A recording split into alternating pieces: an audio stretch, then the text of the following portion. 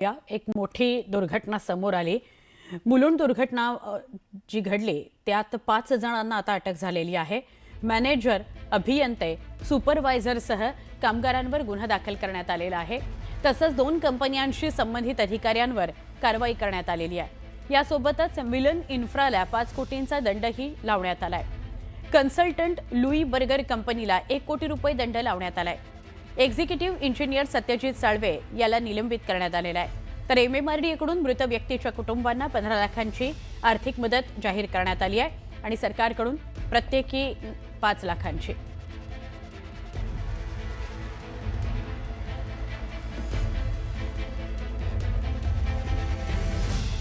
मुलुंडमधली ही दुर्घटना, संरक्षक भिंतीचा भाग कोसळला आणि या अपघातामध्ये एकाचा मृत्यू झालेला आहे। आत्ताची अपडेट अशी की 5 जणांवर कारवाई करण्यात आलेली आहे। या सगळ्या प्रकरणामध्ये 5 जणांना अटक करण्यात आली आहे। यामध्ये कामगारांचा सुद्धा समावेश आहे आणि अधिकारी वर्गाचा सुद्धा समावेश आहे।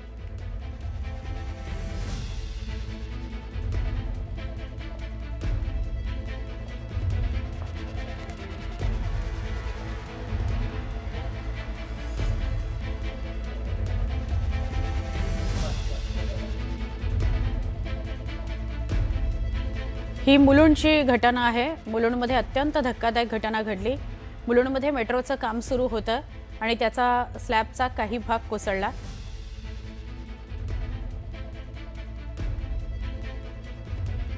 आता सकाळच्या 100 बातम्या। राष्ट्रवादी काँग्रेसच्या विलीनीकरणावर जयंत पाटलांनी भाष्य केलं। अजित पवारांसोबत 11 बैठका झाल्या होत्या। अजितदादा अनेक वेळा माझ्या घरी आले होते असं जयंत पाटील म्हणाले। जिल्हा परिषद आणि पंचायत समिती निवडणूक काळामध्ये दिलीप वळसे पाटील फारच आजारी असल्याची चर्चा होती। त्यावर वळसे पाटलांनी स्पष्टीकरण दिलं।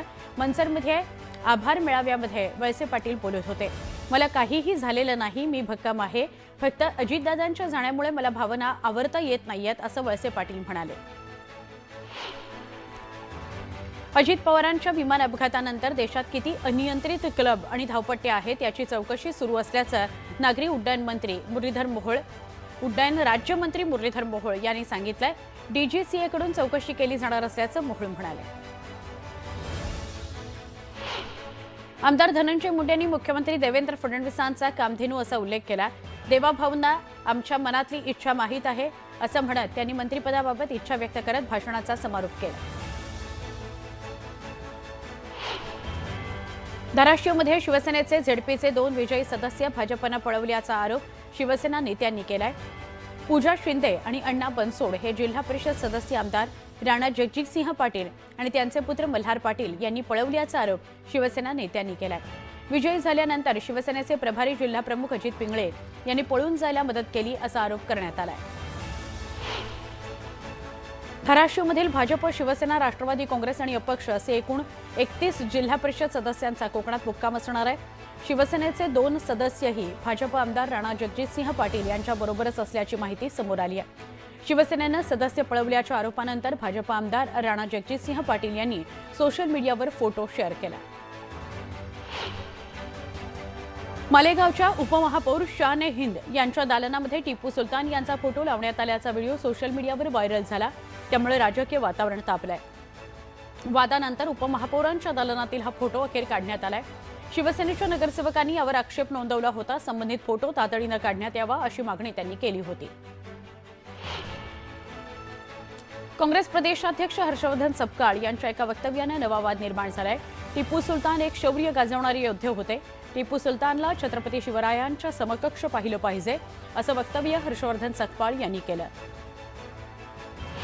टिपू सुलतानची तुलना शिवरायांशी केल्यानं मुख्यमंत्री देवेंद्र फडणवीस हर्षवर्धन सपकाळ यांच्यावर संतापले। टिपू सुलतानची तुलना शिवरायांशी करणं हे अपमानास्पद असून सपकाळांना लाज वाटली पाहिजे असं फडणवीस म्हणाले। काँग्रेसकडून नवा इतिहास लिहिण्याचा प्रयत्न असल्याची टीका फडणवीसांनी केली। शरद पवारांनी पुन्हा राज्यसभेवर जावं असं काँग्रेस आणि शिवसेना उभाठ्याचं मत आहे। सूत्रांकडून ही माहिती मिळते।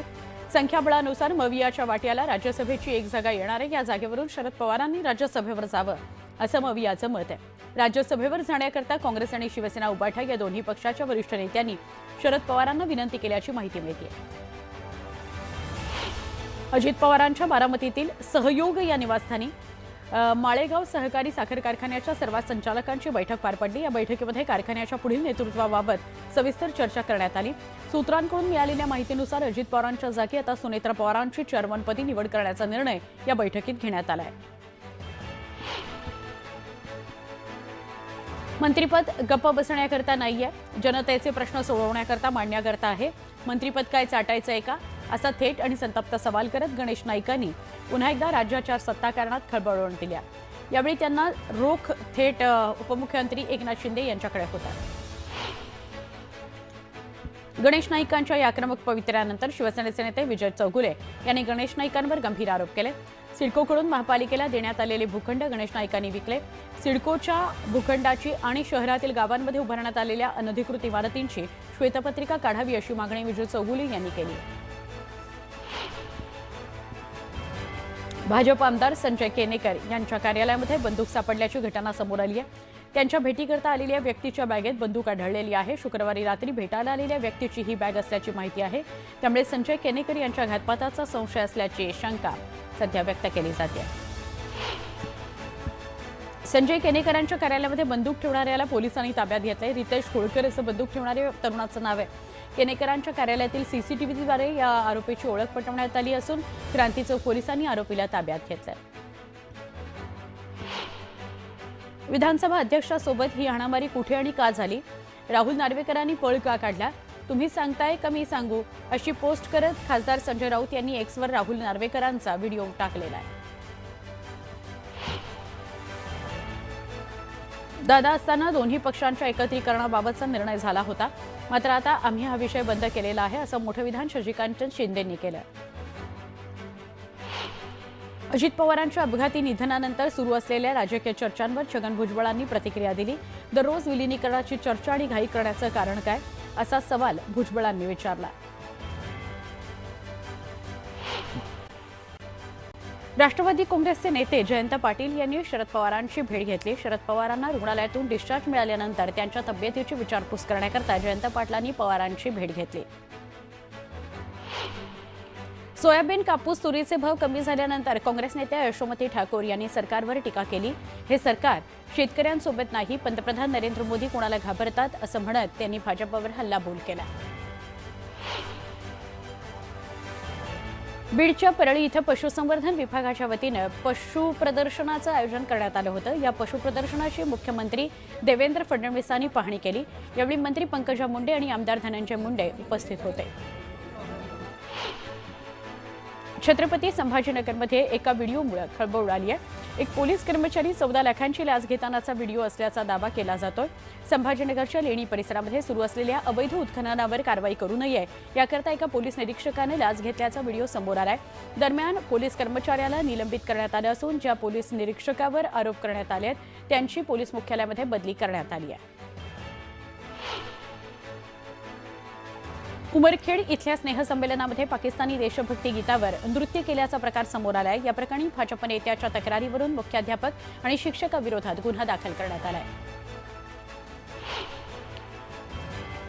हिंगोली शहरामध्ये किरकोळ कारणावरून 2 गटात हाणामारीची घटना घडली. या हाणामारीमध्ये गंभीर जखमी झालेल्या तरुणाचा उपचारादरम्यान मृत्यू झाला.